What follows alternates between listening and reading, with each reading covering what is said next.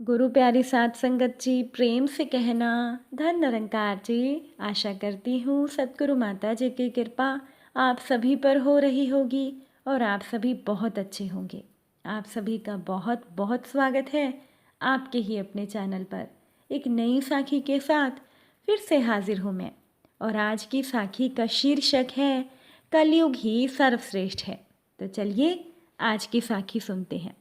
साध संगत जी, एक बार की बात है, बड़े बड़े ऋषि मुनि एक जगह इकट्ठे हुए तो बस एक ही बात पर विचार होने लगा कि कौन सा युग सर्वश्रेष्ठ है।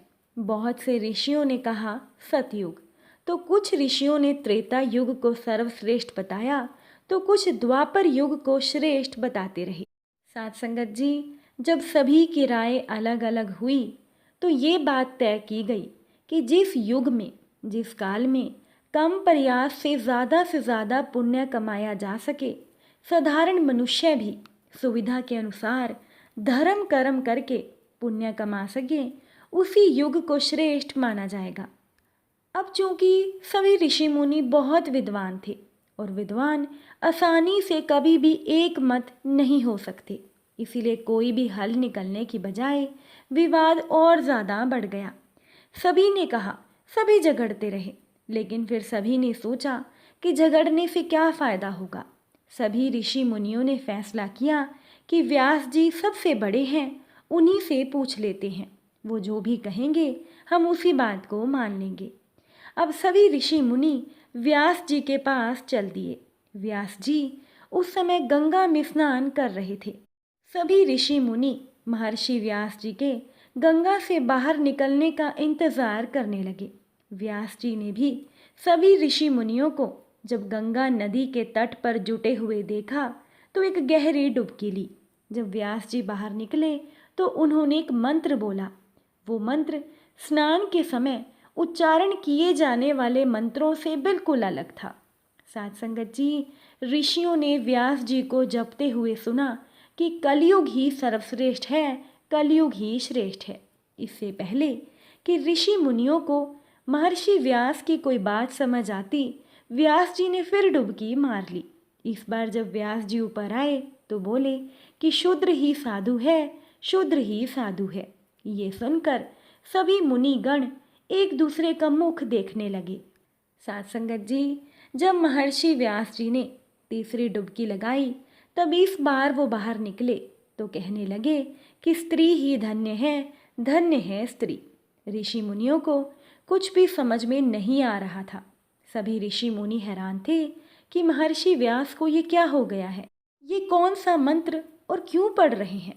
साथ संगत जी, व्यास जी गंगा से निकलकर सीधा अपने कुटिया की ओर बढ़ गए।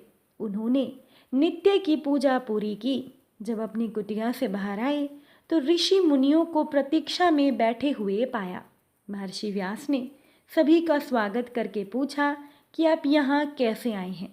सभी ऋषि कहने लगे कि महाराज, हम आए तो थे आपसे एक समस्या का समाधान करवाने के लिए, पर आपने तो हमें नई असमंजस में डाल दिया है।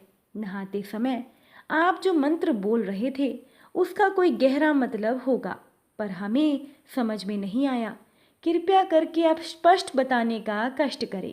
साथ संगत जी, व्यास जी ने ऋषि मुनियों से कहा कि मैंने पहली डुबकी लगाते हुए कहा था कि कलयुग ही श्रेष्ठ है, दूसरी डुबकी में कहा कि शूद्र ही साधु है, और तीसरी डुबकी में कहा कि स्त्री ही धन्य है। ये बात ना तो बहुत गोपनीय है और ना ही इतनी गहरी है कि आप जैसे विद्वानों की समझ में ना आए, फिर भी आप कहते हैं तो मैं आपको कारण बता देता हूँ।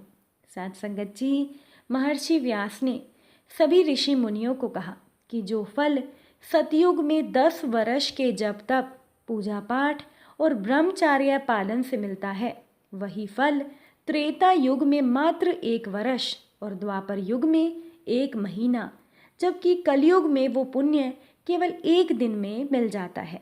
सतयुग में जिस फल के लिए ध्यान, त्रेता में यज्ञ और द्वापर में देवी देवताओं के निमित्त हवन पूजन करना पड़ता है, केवल में उसके लिए केवल भगवान का नाम ही पर्याप्त है। कम समय और कम प्रयास में सबसे अधिक पुण्य लाभ के चलते मैंने कलयुग को श्रेष्ठ कहा था।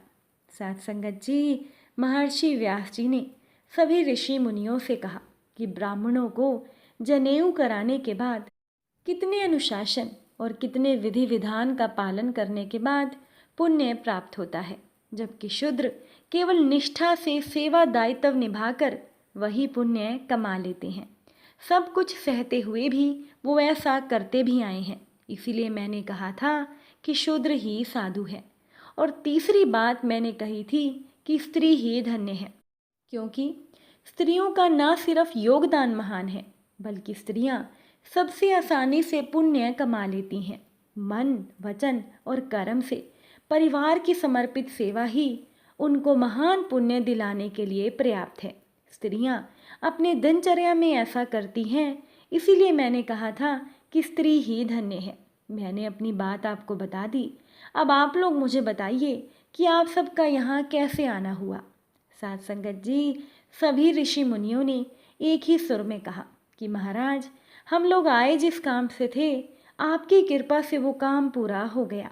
महर्षि व्यास ने सभी ऋषि मुनियों से कहा कि आप लोगों को मैंने नदी के तट पर देखा था और अपने ध्यान के बल पर मैंने आप लोगों के मन की बात जान ली थी। इसीलिए डुबकी लगाने के साथ ही मैं जवाब भी देता गया।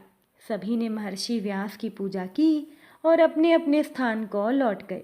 इसीलिए साथ संगत जी, कलयुग ही सर्वश्रेष्ठ है, क्योंकि कलयुग में मनुष्य सेवा भाव से बड़ा पुण्य अर्जित कर सकता है। उम्मीद करती हूँ कि साखी आपको अच्छी लगी होगी। अगर अच्छी लगी हो तो वीडियो को लाइक कीजिएगा और चैनल को सब्सक्राइब कीजिएगा। फिर मुलाकात होगी आप सभी से नई साखी और नए विचारों के साथ। साथ संगत जी, प्यार से कहना, धन निरंकार जी।